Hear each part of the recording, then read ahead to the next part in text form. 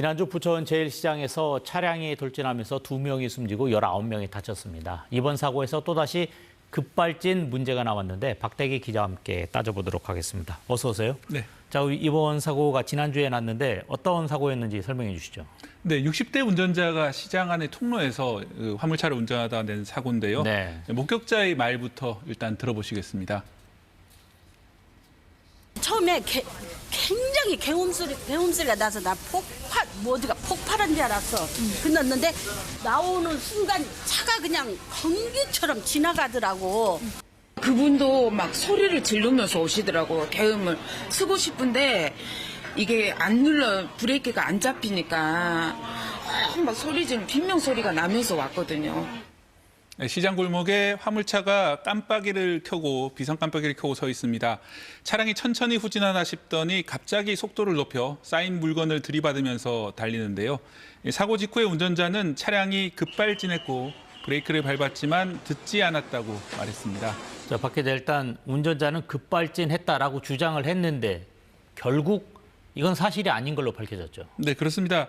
이후에 운전자는 브레이크가 아닌 가속 페달을 잘못 밟았다고 사실을 시인했는데요. 네. 운전자가 스스로 이 운전석 아래에 달았던 페달 블랙박스가 결정적인 역할을 했습니다. 경찰에 따르면 블랙박스를 보니 운전자가 엑셀 위에 발을 계속 두고 있었다고 말합니다. 우리나라에서 하도 급발진이 논란이 됐기 때문에 최근에는 사고가 났을 때 급발진이라는 사실을 입증하려고 이런 페달 블랙박스를 다시는 분들이 많습니다. 그런데 네. 이번 사건에서처럼 그 블랙박스가 결국 운전자의 페달 오인을 입증하는 그런 경우가 많습니다. 제가 찾아본 바로는 국내에서 페달 블랙박스를 통해서 급발진 사실이 증명된 사례는 단 한 건도 없었습니다. 근데 이제 실제 사고 상황에서 페달 블랙박스가 촬영된 경우는 있죠. 네, 그렇습니다. 지난해 한 산길에서 벌어진 사고인데요. 네. 이것도 직접 보시죠.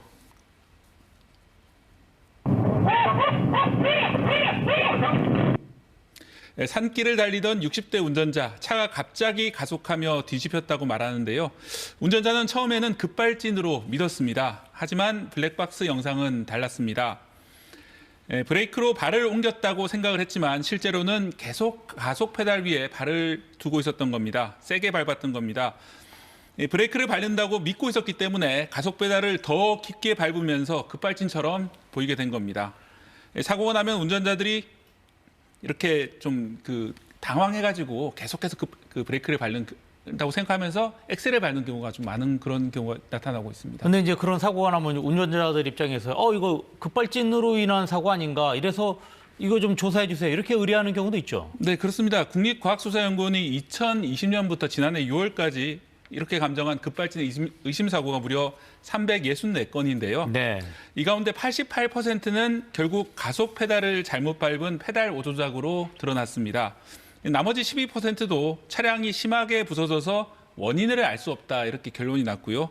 결국 급발진이 인정된 사례는 국과수에서는 아직까지 단 한 건도 없었습니다. 자, 그렇다고 하더라도 급발진 사고가 전혀 없다. 이런 것이 증명된 건 아니죠. 네, 물론 그렇습니다. 여기 나오지 않는 급발진 사고도 분명히 있을 수는 있습니다. 하지만 이 상당수 사고에서 실제로는 엑셀을 밟으면서 아까처럼 이 브레이크를 밟는다고 착각을 한 나머지 더 강하게 엑셀을 밟아서 사고가 커지는 경우가 많습니다. 네. 일단 급발진 현상이라고 믿고 있으니까 자신이 잘못 밟고 있을 가능성을 배제하고 이 브레이크라고 믿고 계속 밟았기 때문에 더 사고가 커져가지고 오늘 보신 것처럼 안타까운 사고들이 계속 반복되고 있는 겁니다. 자, 근데 사실은 이게 워낙 순식간에 일어나는 일이잖아요. 어떻게 됩니까? 운전자로서는 어떻게 대처를 해야 합니까? 전문가들은 일단 주행 중에 차가 이렇게 급발진하는 것처럼 이상하게 움직일 경우에는 페달에서 발을 완전히 떼는 것이 좋다고 합니다. 네. 그런 다음에 차를 멈추는 것은 전자식 주차 브레이크를 작동해서 당겨서 멈추는 방향이 돼야 더 옳다고 합니다. 왜냐하면은 당황하다 보면은 내가 밟고 있는 것이 엑셀인지 브레이크인지 헷갈리기 때문에 그렇습니다. 네. 어떻습니까? 그러면은 지금 일단 그거는 사고가 났을 것 같은 어떤 느낌이 있을 때 네. 사람이 이렇게 하는 건데 사람이 조작하는 것보다 이렇게 구조적으로 이런 급발진을 좀 막을 수 있는 방법은 없나요? 그런 장치도 개발이 돼 있거든요. 페달 오조작 방지 장치라고 하는데요. 이것도 그림을 한번 보시겠습니다. 네.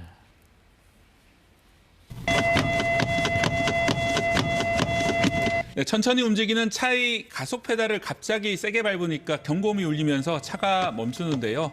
차가 서 있거나 천천히 움직일 때 갑자기 이렇게 페달을 밟으면 차가 멈추는 그런 시스템입니다. 이 페달 오두작 사고의 40%는 60살 이상에게 발생한다는 국내 통계가 있는데요. 우리나라 사회가 고령화될수록 페달 오인 사고나 이 페달 오인인데 급발진으로 느끼는 사고가 더 많아지는 것입니다. 네. 우리보다 일찍 고령화를 겪은 일본에서도 비슷한 일들이 많았는데요. 일본에서는 보조금도 주고 단계적으로 의무화를 추진해서 지금 신차는 90%가 이 페달 오두작 방지 장치를 달고 나옵니다. 하지만 그래서 이제 일본에서는 관련 사고도 절반 이상 줄었다는 통계가 있습니다. 아니 지금 저 장치가 저렇게 효과가 있다면 우리나라도 어떤 저런 장치에 대한 설치에 대한 고민이 좀 필요할 것 같습니다. 네, 그렇습니다. 우리나라에서도 그런 얘기가 나와서 결국 법으로 의무화는 됐습니다. 하지만 시행이 2029년에 가야 시행이 됩니다. 네. 앞으로 약 3년 동안 기다려야지 의무가 된다는 그런 이야기인데요. 게다가 기존에 출고된 차량에는 이 장치가 없기 때문에 중고차는 어떻게 할 것이냐 이런 문제도 있습니다. 네. 사람의 생명이 달린 문제인데 의무화까지 너무 긴 시간이다 이런 지적도 나오고요. 일본은 법적 의무화 이전에도 이 말씀드린 보조금이라든지 자동차 회사의 자발적인 노력이 있었거든요. 우리나라에서는 일부 전기차에만 이런 장치가 적용이 돼 있는데 정부와 현대차, 기아차도 좀 생각을 달리해서 이런 장치를 좀 조기에 의무화시키는 방향으로 정책이 바뀌었으면 합니다. 네, 알겠습니다. 오늘 여기까지 듣도록 하겠습니다. 지금까지 박대기 기자와 함께했습니다. 고맙습니다.